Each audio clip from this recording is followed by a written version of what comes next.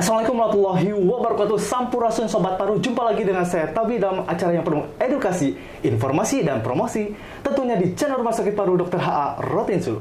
Bagi teman-teman yang suka acara ini dan atau mau update terus tentang Rotinsulu, langsung like, share, komen, dan subscribe karena paru-paru rupa-rupa. Well, pada kesempatan kali ini kita kedatangan seorang narasumber, yaitu dari substansi pelayanan penunjang Rumah Sakit Paru Dr. H.A. Rotinsulu. Kira-kira kita mau ngobrolin apa ya? Penasaran? Let's go! Assalamualaikum warahmatullahi wabarakatuh. Sampurasun Ibu Pudeji Rahayu Escape Nurse MM. Waalaikumsalam warahmatullahi wabarakatuh. Rampes Kang Tobi. Iya. Dengan Ibu Puji Rahayu biasa dipanggil Bu Puji. Ibu Puji, ya baik Bu. Ibu Puji, apa kabar hari ini? Alhamdulillah baik, sehat. Baik. Ya. Terima kasih loh telah berkenan hadir di sela-sela kesibukannya, bahwa inilah podcast kami. Mudah-mudahan ya hari ini kita mengusung tema tentang persiapan tentang logistik vaksin booster kedua, Bu. Ini kayaknya menarik sekali nih Bu nih, gitunya. Ya. Nah, tapi saya pengen tahu dong, ini Ibu kan kayaknya seorang perawat nih Bu ya. Dulu kan perawat kayaknya nih. Jadi pengen tahu nih, Ibu tuh udah berapa lama sih bekerja di Rumah Sakit Rotinsulu? Silakan. Baik. Ibu tuh sudah sepuh ya. Mungkin jangan sepuh, senior gitu Bu ya. Senior. Ya, okay. Jadi Ibu bekerja di Rotinsulu sejak tahun 1988. Aduh. Dirintis karir saya sebagai perawat pelaksana. Belum lahir saya Bu. Iya, belum lahir. Jadi dirawat inap, kemudian rawat inap, kemudian bertahap dari satu ruangan ke ruangan yang lain sampai ke ruang ICU terakhir. Ke ruangan ICU, kemudian terus mengembangkan karir, terus akhirnya saya juga sempat sih jadi penanggung jawab ruangan berapa kali ya. Dari tahun kurang lebih saya di ICU tahun 90-an sampai 2008. Kemudian saya melanjutkan lagi pendidikan S1 sampai profesi. Kemudian saya dipanggil untuk duduk di bidang keperawatan. Jadi sempat saya di bidang keperawatan. Baik. Selanjutnya 2019 barulah saya ke penunjang sampai sekarang. Oke, gitu ya Bu. Jadi lika-likunya banyak sekali Bu ya. Jadi banyak sekali pengalamannya Bu ya dari perawat bertahap ya Bu ya. Gak langsung celing. Tapi Ibu kan dari 88 ya Bu ya. Sudah bekerja. Gak kelihatan senior loh Bu. Nggak. Awet muda gitu. Karena kecil ya, karena kecil. Mungkin lah.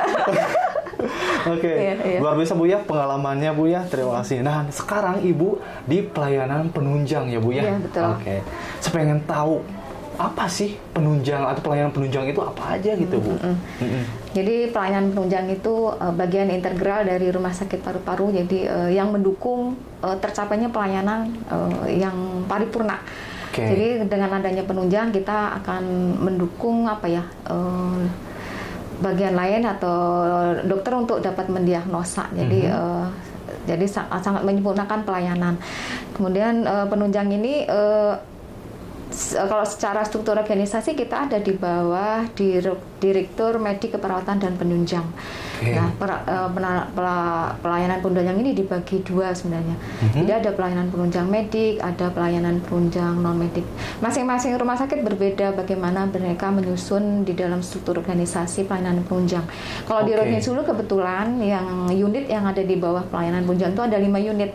Jadi ada farmasi, rekam medis, kemudian laboratorium, radiologi, gizi dan gizi. Di dalam pelayanan pun kita memberikan yang terbaik untuk pasien. Jadi didukung dengan penyesuaian atau mengikuti perkembangan ilmu dan teknologi. Contohnya kalau di laboratorium kita juga ada alat-alat yang canggih ya. Kemudian ada BSL-2, kemudian kita pelayanan unggulannya kita biomolekuler dan terus mengembangkan pelayanannya sesuai dengan perkembangan ilmu ya, keilmuan.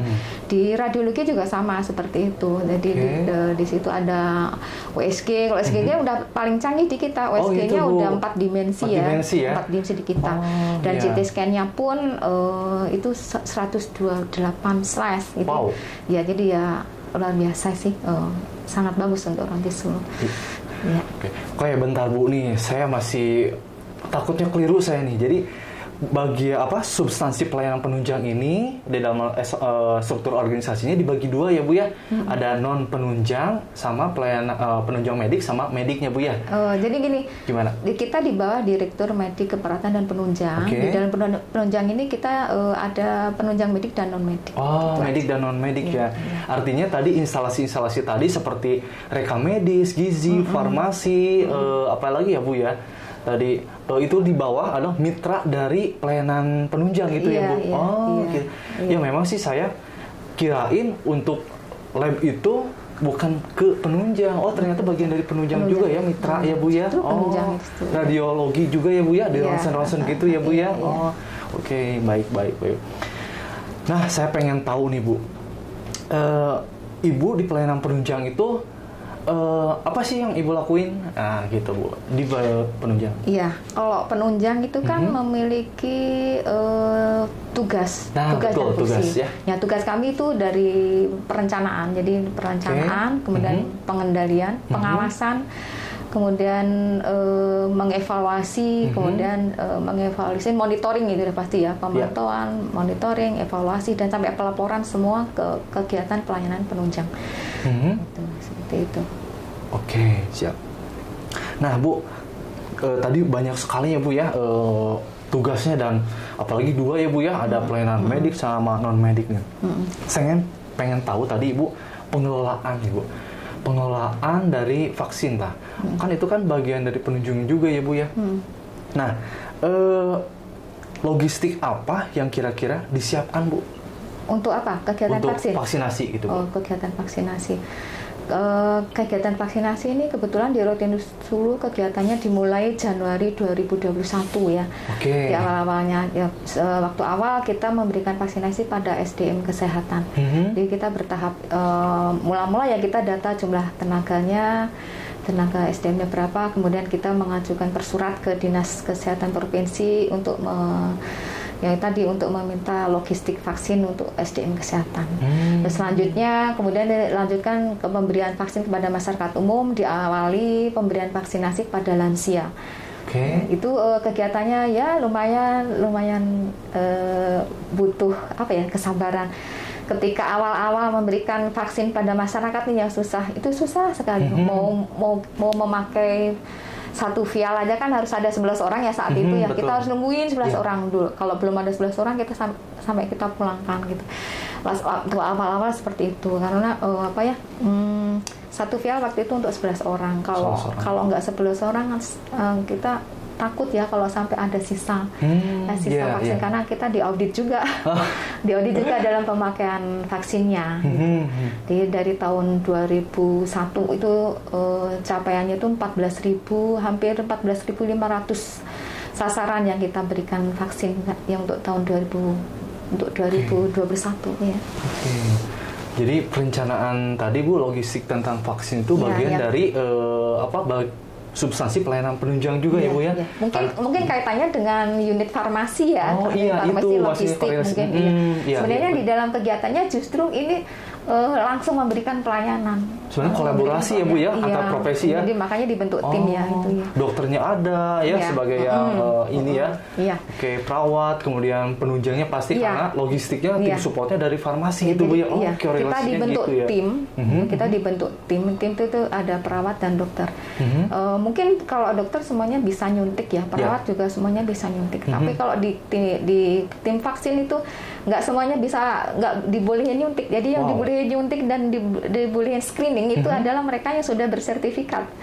Gitu ya Bu ya. Mereka sudah diberikan pelatihan dan memiliki sertifikat. Yang tidak memiliki sertifikat itu nggak bisa. Nggak bisa sembarangan. Tidak diperbolehkan melakukan screening ya. Gitu. Siap Bu. Karena kalau di audit itu ditanyakan sertifikat ya, kalau nggak bersertifikat ya nggak dibolehin. Gitu. Jadi memang semua orang pasti bisa nyuntik ya. Walaupun sebenarnya teknis di lapangannya sebenarnya boleh sih selama dia kayak otodidak gitu, sehari-hari sudah biasa membantu. Iya. Jadi syarat ya Bu ya biar aman juga ya bagi. Ya, tapi demi keamanan kami mereka yang bersertifikat kita. Setuju Bu, setuju. Itu harus. Supaya kayaknya saya juga aman ya. Iya betul, memang betul. Apalagi kita instansi pemerintah ya Bu ya, jadi memang harus mengikuti regulasi ya Bu. Iya. Nah Bu, artinya dari tahun berapa? 2000 Januari 2001. 2001 ya. Dari vaksin pertama, kedua, ketiga. Nah, sekarang nih Bu, saya lihat nih surat edaran atau regulasi gitu ya. Dari Menkes juga ya Bu ya, dari Kementerian Kesehatan itu akan di booster kedua Bu, vaksin booster kedua atau vaksin keempat ya Bu ya. Apakah di Rotinsulu itu sudah dilakukan juga Bu? Iya, itu kemarin kita dapat kabar kurang lebih tanggal berapa ya? Tanggal 4 ya, 4 atau 3 Agustus bahwa SDM kesehatan boleh diberikan booster kedua. Nah, Ibu langsung bikin surat permintaan logistiknya Moderna ya, karena harus Moderna, saat itu harus Moderna. Kebetulan lumayan kita by surat juga by phone ya, supaya cepat bypass gitu. Jadi Direktur Medik juga mendukung, langsung telepon ke Dinas Kesehatan Kota untuk segera dibantu dan dikasih lebih banyak dari vaskes yang lain gitu, karena kan kita rumah sakit dan rumah sakitnya paru yang rujukan COVID gitu. Jadi kita berharapnya dikasih banyak, dan ternyata kita dikasih 3 file. Ini udah paling banyak tuh. Bahkan orang puskesmas tuh belum dapat booster. Jadi kemarin kita mendapat 3 vial, kemudian kita laksanakan tanggal 5 ya. Terus saya harus segera menetapkan siapa yang harus disuntik. Paling gampang saya ambil aja ya, tarik nakes yang di shift pagi. Langsung berhubungan dengan itu ya. Karena saya harus ngejar ED-nya juga. Ya, betul. Saya dapat vaksinnya tanggal berapa ya? Sebelum tanggal 5, ED-nya tanggal 11. Jadi saya strategisnya saya ambil SDM nakes yang di shift pagi, karena kenapa?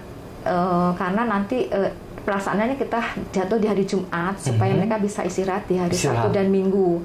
Ya, karena kan takutnya nanti efek sampingnya KIPI-nya itu lumayan, KIPI-nya lumayan. Jadi saya ambil hari Jumat, kemudian saya ambil SDM yang shift pagi. Alhamdulillah dapat 84 orang, artinya 3 vial. Ya, 1 vial itu untuk 28 orang, artinya harus 84 orang. Dan itu sudah selesai. Ya Bu ya. Kalau udah selesai itu lega. karena kami nggak mau nyimpan vaksin ya, nggak mau apalagi sampai ada sisa, jangan sampai nanti kita kena audit. Iya betul Bu. Kita kena audit ya. Betul. Jadi sisa pegawai kita banyak yang belum dapat itu, yang belum dapat Moderna. Nah kemudian kemarin dapat ada surat edaran dari kementerian bahwa booster kedua untuk nakes kesehatan boleh vaksin apa saja sesuai dengan ketersediaan ya. Kenapa kami nggak laksanakan? Ternyata di lapangan yang sudah coba-coba selain Moderna tidak bisa diinput di pikernya. Jadi artinya surat edaran itu belum didukung dengan aplikasi pikernya. Makanya saya lebih aman ya udah aja nanti nunggu aplikasi yang sudah mendukung dengan menyelesaikan kondisi. Karena apa, ujung-ujungnya nanti peserta akan minta sertifikat. Pasti Bu ya. Dan itu akan menjadi PR kami kalau nanti inputnya nanti. Sementara karena masih ada sisa pegawai yang belum dapat. Jadi kalau pegawai kita jumlahnya 393, ditambah satpamnya 28, ditambah CS-nya 37, kemudian ditambah tukang parkirnya kurang lebih 7 orang. Jadi masih banyak yang kita belum vaksin. Kalau kita berani kasih selain Moderna, nanti jadi PR kami untuk input ke pikernya. Jadi takutnya tidak memberikan kepuasan kepada mereka. Karena ujung-ujungnya yang diminta adalah sertifikat. Jadi dari perencanaan tadi ya Bu ya, logistiknya sampai akhirnya juga memang harus diperhatikan ya Bu ya. Jadi jangan sampai ketika teman-teman sudah dilaksanakan vaksin, tapi kan untuk kepentingan yang lain tetap harus diminta sertifikat ya Bu ya. Khawatirnya kan sudah dilaksanakan vaksin, tapi tidak bisa muncul ya Bu ya. Akhirnya nggak bisa ya melakukan aktivitas lainnya atau persyaratan ya. Dan gimana saya tahu itu sudah mendukung belum aplikasi kan kami masuk ke grup Bandung ya. Di situ masih ada komplain. Jadi kalau ketika nakes diberikan selain Moderna nggak bisa diinput. Jadi nanti saya nunggu info terbaik aja. Nanti kalau udah terbaik dan kami sudah mendapatkan vaksin kami akan berikan ke pegawai yang lain.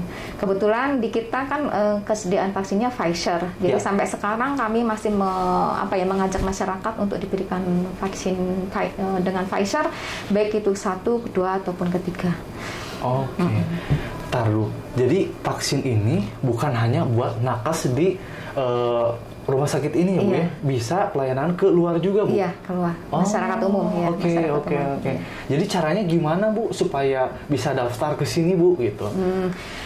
Kemarin kita kerjasama dengan BKMRS untuk mengumumkan ke masyarakat umum, menginformasikan bahwa kegiatan vaksin kita ada ya. Kemudian si nomor infonya itu kan jadi saya setiap hari menjawab Japrian ya.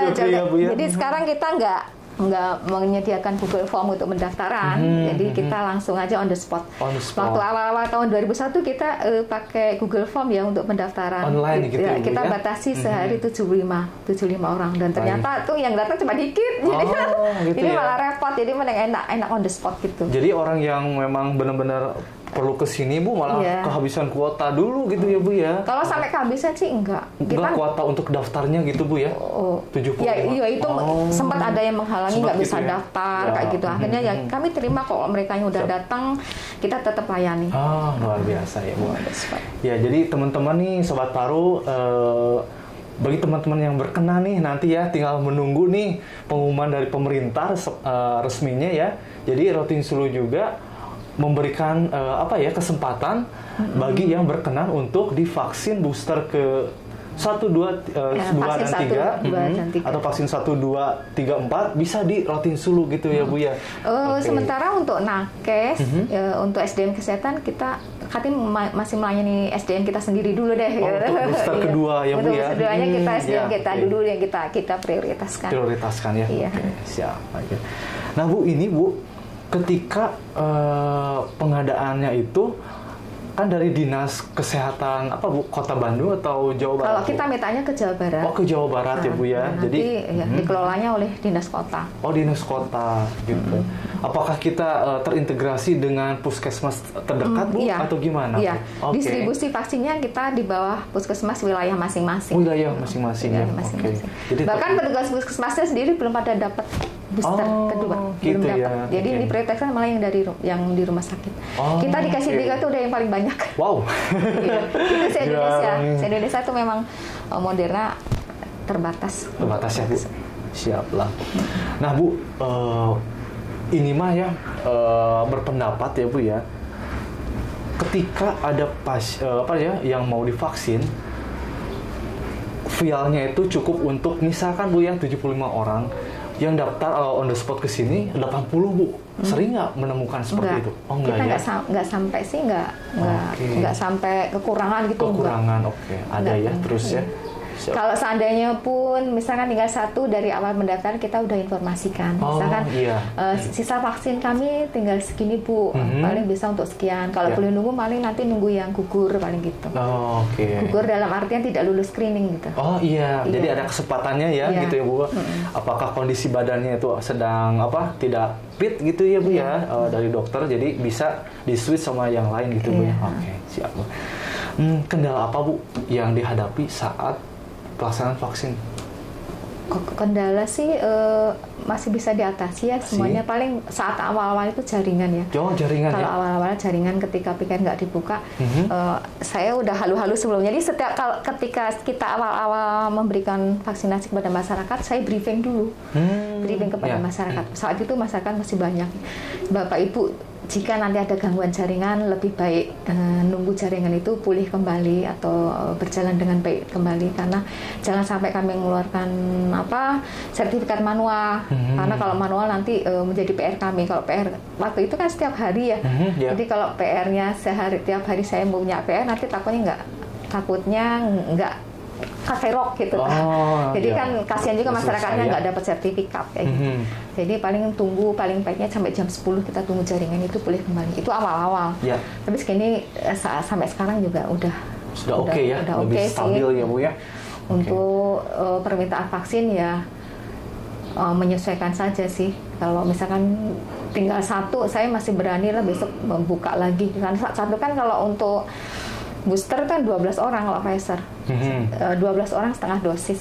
Gitu. Sekarang ngumpulin orangnya malah susah. Oh, gitu ya? Malah dicari gitu ya? Malah kita nyari, makanya kita ke operator, halu-halu kepada masyarakat yang mau divaksin 1, 2, dan 3, kita tunggu kayak gitu. Iya. Oke, jadi justru kita yang mencari ya Bu ya. Dulu kan orang berbondong-bondong ya Bu ya. Di mana nih yang bisa divaksin gitu ya Bu ya. Itu di pertengahan ya, di pertengahan sekarang. Waktu awal-awal juga susah juga sih ngumpulin orang. Dan sampai sekarang masih ada banyak masyarakat yang belum dikasih booster karena mereka ada yang takut dan lain-lain banyak. Ada bahkan yang baru divaksin 1 juga, macam-macam sih kalau di lapangan. Barangkali ada faktor apa ya yang belum bisa ya Bu ya gitu ya. Jadi kondisi badannya belum pulih betul gitu ya Bu ya dan lain-lainnya. Oke. Nah Bu, strateginya seperti apa sih pengelolaan vaksin agar siap terus ya, ready stock istilahnya gitu yang pertama, kemudian pas pelaksanaan supaya tidak apa ya, tidak riuh pada saat pelaksanaan itu gimana sih Bu? Ada strategi? Kalau kondisi seperti itu kita nggak pernah terjadi ya. Nggak pernah ya? Nggak pernah. Misalkan 3 vial lagi saya 3 vial di hari, misalkan 3 vial di hari Jumat gitu, kita hari Rebunya itu udah halu-halu untuk minta stok lagi. Jadi prepare sebelum pelaksanaan gitu ya Bu ya? Kalau seandainya misalkan dari Dinkesnya kosong ya kita langsung komunikasi ke PKMRS untuk diinformasikan kepada masyarakat. Wah nanti untuk saat sekarang rehat dulu, nggak ada pelaksanaan kegiatan vaksin kayak gitu. Tapi alasannya ini bukan vaksin kosong ya. Banyak faktor juga gitu. Oh iya, betul.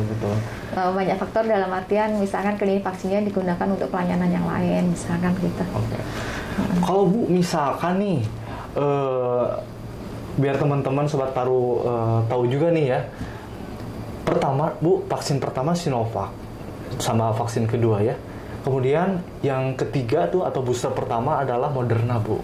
Nah untuk vaksin keempat itu apakah harus Moderna lagi atau boleh yang mana? Waktu awal memang booster 1 Moderna, vaksin booster keduanya harus Moderna lagi ya. Kemarin tapi udah keluar surat edaran yang tadi. Yang tadi ya Bu yang ya. Ternyata booster kedua boleh apa saja yang sesuai dengan ketersediaan loh.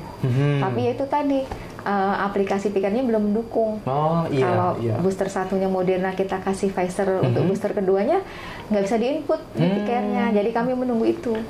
Ya. Pada prinsipnya bisa-bisa saja sih Bu ya. Bisa saja tidak sih. masalah. Masalah cuma risikonya kita ngasih sertifikatnya manual. Gitu ya Bu ya. Jadi belum terintegrasi online ya Bu? Iya, belum ke pikernya belum mendukung ya, belum. Wow, iya ya Bu. Itu Bu berarti kalau di Rotinsulu dilakukan vaksinasi Bu setiap hari apa aja nih? Pengen tahu nih kita. Untuk saat sekarang kita Senin, Rebu, dan Jumat. Senin, Rebu, dan Jumat. Iya. Untuk jamnya Bu? Untuk jamnya 8 sampai jam 11 lah. Jam 8 sampai jam 11 untuk pendaftaran mungkin ya Bu ya? Iya. Jadi untuk pelayanan lama tetap sampai jam 2 mungkin ya sampai jam 3 ya? Enggak juga sampai jam 11. Dan sekarang memang susah kok ngumpulin orangnya juga. susah ngumpulin. Jadi satu vialnya itu Pfizer untuk 12 orang kalau setengah dosis. Kalau misalkan saya paling senang kalau ada yang mau divaksin boosternya dari Pfizer. Jadi karena kalau Pfizer 1 dosis. Jadi kalau dari Pfizer lagi satu vial itu hanya untuk 6 orang, enak ngumpulin 6 orang. Jadi kalau yang setengah dosis 12 orang, lumayan nungguin orang susah. Bu, untuk sekarang nih yang ready untuk vaksin ya Bu atau itunya ampul itu ya. Apa aja Bu vaksin keberapa aja yang bisa masyarakat datang langsung ke sini dilayani? Karena kita ketersediaannya Pfizer, jadi yang bisa diberikan booster Pfizer tuh dari Astra, Pfizer, kemudian dari Sinovac. Astra, Pfizer, sama Sinovac untuk boosternya Bu ya? Untuk primernya. Kalau primernya Sinovac, Astra sama Pfizer kita bisa kasih Pfizer karena kita ketersediaannya hanya Pfizer. Jadi yang bisa kita ini ya Astra, Sinovac sama Pfizer yang bisa kita kasih Pfizer. Kalau Moderna harus Moderna lagi, Sinopharm harus Sinopharm lagi. Jadi booster pertama juga kita bisa Bu di sini ya? Bisa. Oke. Bisa. Ya, bagi sobat paru nih barangkali yang masih memerlukan vaksin ya atau belum divaksin, boleh langsung ke Rotin Sulu untuk pelaksanaannya hari Senin, Rabu dan Jumat dari jam 8 sampai jam 11. Oke. Jadi nanti bisa langsung bertanya ke sini ke customer service dan atau langsung ke Instagram atau telepon juga bisa. Itu semuanya mudah sekarang, tinggal angkat telepon, menanyakan bisa, atau datang langsung ke kami, itu bisa juga ketemu dengan siapa atau langsung ke pelayanan vaksinnya gitu ya Bu ya. Baik ya. Wah, senang sekali Bu, kita bisa ngobrol-ngobrol nih tentang logistiknya juga nih, seru banget nih Bu ya. Jadi kita juga bisa dapat informasi-informasi tentang dari perencanaannya, nanti pelaksanaan sampai outputnya, harapannya seperti apa nanti ya, yaitu sertifikat ya Bu ya. Mudah-mudahan teman-teman yang sudah divaksin itu tetap sehat ya Bu ya. Amin, semangat ya, juga gitu. Ini juga udah menjalankan amanah dari negara ya Bu ya, karena wajib untuk divaksin gitu ya. Bu, sebelum closing acara ini, boleh dong minta closing statement untuk acara hari ini apa Bu? Untuk acara ini ya, masyarakat sih segera untuk divaksin ya, sesuai dengan anjuran pemerintah dan tetap patuhi protokol kesehatan ya. Dan kenyataannya masih banyak pasien juga yang dirawat di kita, tapi kebanyakan mereka yang komorbid. Artinya COVID itu sebenarnya masih ada ya. Buktinya apa? Pegawai kita juga masih ada yang isoman dengan antigen yang positif kayak gitu. Jadi ya sebaiknya protokol kesehatan akan lebih aman untuk kita, jaga kesehatan pola hidup yang sehat. Jangan kendor pakai masker, dan terapkan terus prokes. Gitu ya Bu ya. Dan vaksinnya cepat dipenuhi itu yang sesuai dengan anjuran pemerintah ya. 1, 2, 3 gitu. Kan sayang juga itu vaksinnya sampai expire. Kan masyarakat banyak juga yang nggak mau divaksin. Betul. Oke, siap. Baik, Ibu Puji, terima kasih telah berkenan hadir di sini dan tiba di penghujung kegiatan. Mudah-mudahan kita bisa bekerja sama lagi di kemudian hari Bu dengan tema-tema yang seru dan menarik. Dan saya pengen review sekali Bu, radiologi, pengen review semuanya Bu. Saya minta izin kepada Ibu ya. Siap. Terima kasih atas kedatangannya Bu. Assalamualaikum warahmatullahi wabarakatuh. Waalaikumsalam warahmatullahi wabarakatuh. Oke, bagi teman-teman Sobat Paru yang ingin terus mengupdate informasi tentang Rumah Sakit Paru Dr. H. Rotin Sulu, jangan lupa subscribe channel ini, Rumah Sakit Paru Dr. H. Rotin Sulu, karena paru-paru rupa-rupa. Paru sehat, harapan kami.